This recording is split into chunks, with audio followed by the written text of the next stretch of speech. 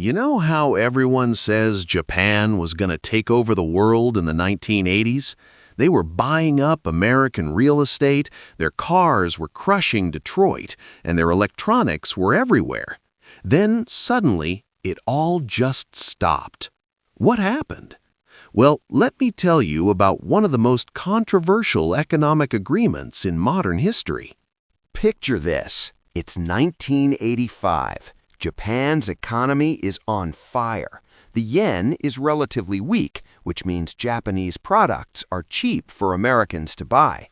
Toyota, Honda, and Nissan are dominating the American car market. Sony Walkmans are in every teenager's pocket. American manufacturers are getting destroyed, and they're not happy about it. The United States has a massive trade deficit with Japan. We're buying way more from them than they're buying from us.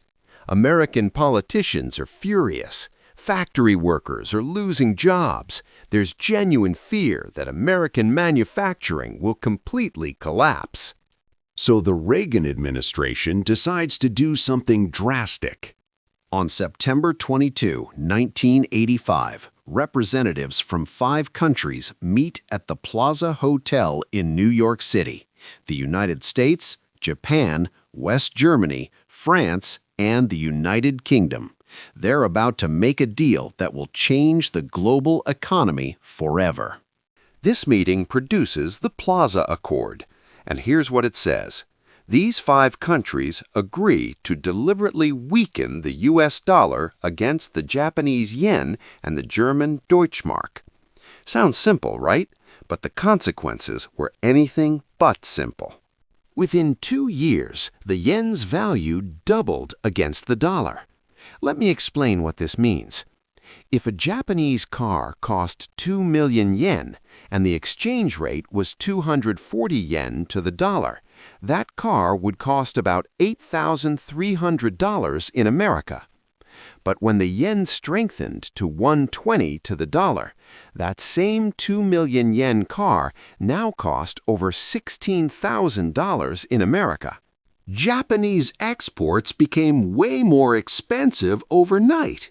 The miracle export machine that built Japan's economy? It just got kneecapped.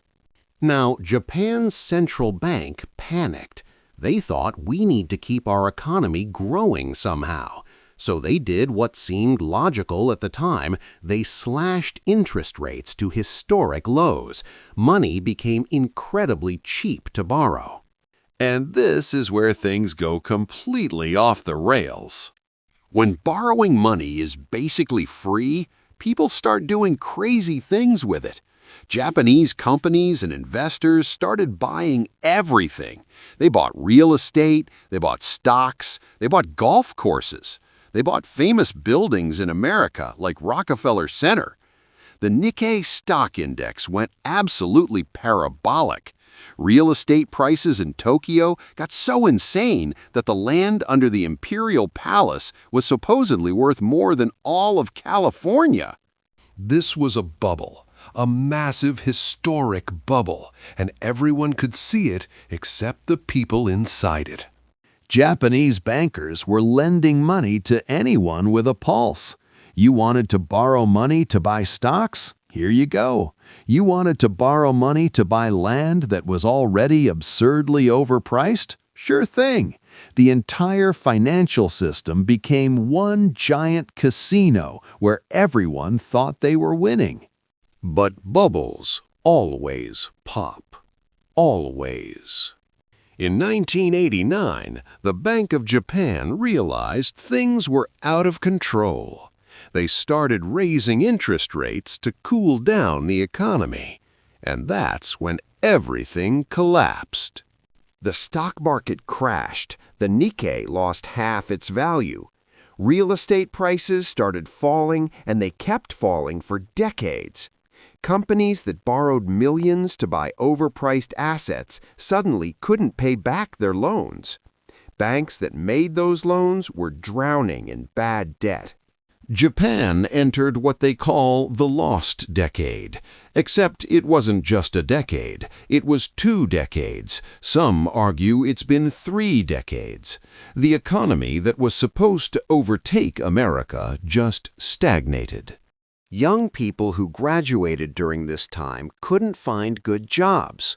Companies stopped hiring. Salaries stopped growing. Deflation set in, which means prices actually started falling. That sounds good until you realize it means the entire economy is shrinking. The psychological impact was devastating. An entire generation grew up in economic stagnation.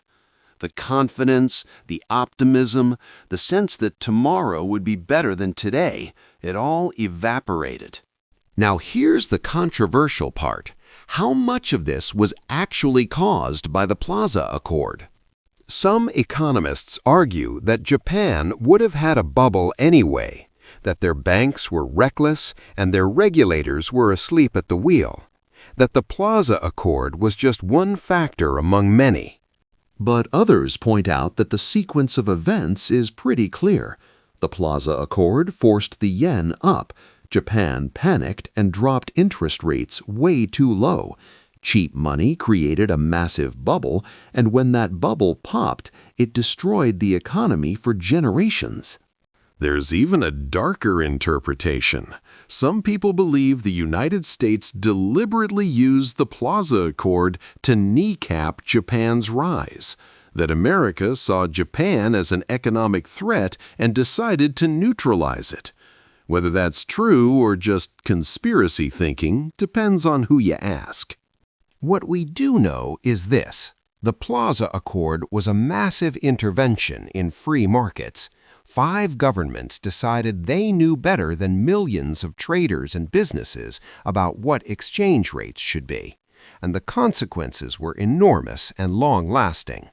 Japan never fully recovered. They've had decades of near-zero interest rates. Their debt-to-GDP ratio is the highest in the developed world.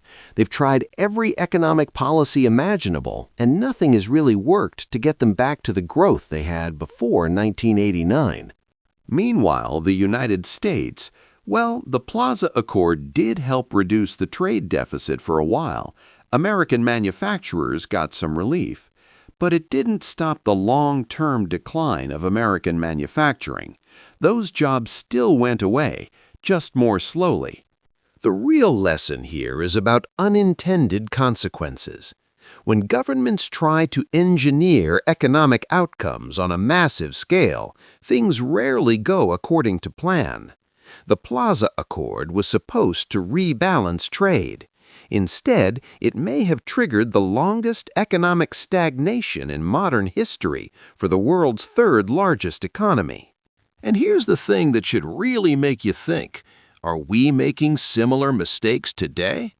When governments manipulate currencies, when central banks keep interest rates artificially low for years, when asset prices seem disconnected from reality, are we setting up the next Japan-style collapse?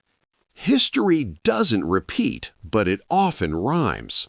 The story of Japan's lost decades is a warning about the dangers of economic hubris, of thinking we can control complex systems without unintended consequences, and of how quickly economic miracles can turn into economic nightmares. The United States didn't delete Japan's economy with malice, but through a combination of self-interest, economic intervention, and Japan's own policy mistakes in response, one of history's greatest economic success stories turned into one of its greatest cautionary tales. And if you found this story fascinating and want to learn more about the hidden forces that shape our economy, make sure to subscribe to my channel for more content like this.